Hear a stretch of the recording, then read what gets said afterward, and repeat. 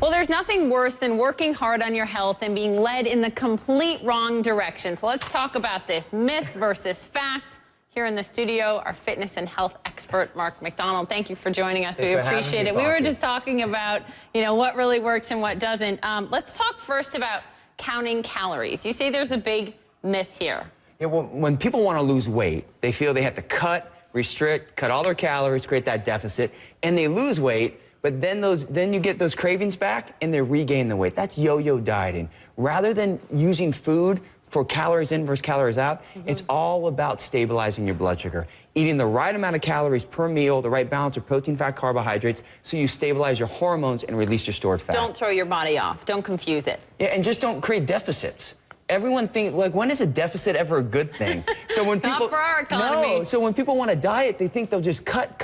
They get results and then they rebound. Right. We have to shift how we look at food. What about eating before bed? Because we've always heard, like, eat small meals and then eat dinner many hours before you go to bed. I've heard that you can't eat past 8 p.m. since I was a kid, and that is totally wrong. The reality is this: if you never spike your blood sugar, you don't eat too much, you can't store fat. So you should eat before bed. Think of a baby. A baby feeds every 3 to 4 hours. They eat a balance of protein, fat, carbs, and breast milk, and they eat a certain amount of calories per meal. They eat before bed. We just have to eat the right thing before bed. So you can eat before bed. It keeps your blood sugar balanced, makes your body burn fat. Do you know what I ate before bed last? What? Gummy bears. Yeah. Well, that's probably...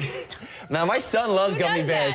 Who does that? Eat a little protein with it. So when Hunter eats Skittles, he has some string cheese with it. Your son is how old? He's 7. I'm 30. Okay. Okay. All right. Also, I had heard this, and is this a myth too? Do your cardio before your strength training. Does that really matter? It matters. You don't want to do your cardio before your strength training. It takes your body about 20 minutes to really start burning fat. So by simply doing your strength training like Pilates, first you will burn sugar, and then you will burn probably 30 to 40% more fat with that fat burning, doing the same type of activity. Or you could do cardio and strength together. I've been doing those those kettlebell swings. Yes, you can do a whole hybrid of it. But many people like to walk on the treadmill for 30 minutes, then they do strength training. Switch that up, you're going to burn much more fat. And I think a lot of women can't lift weights because I'm going to get too big. It's not the case. 1 pound of fat is 3 times larger than 1 pound of muscle. Muscle's your friend. It controls your metabolism. When people get bulky, it's because they put on muscle and they don't lose fat. If you eat right and you actually implement the right exercise,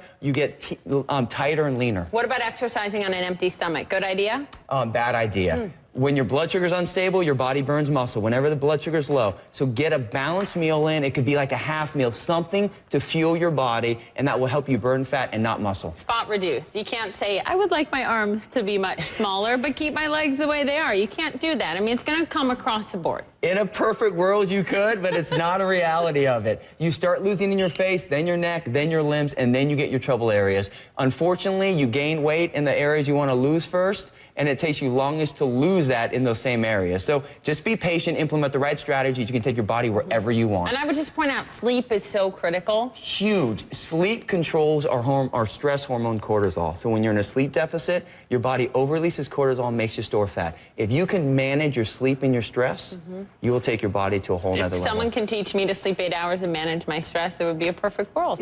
Well, you don't have to sleep 8 hours. You just have to learn how to sleep right. We want to optimize your sleep. This is true. Thank you so much. Good to see you.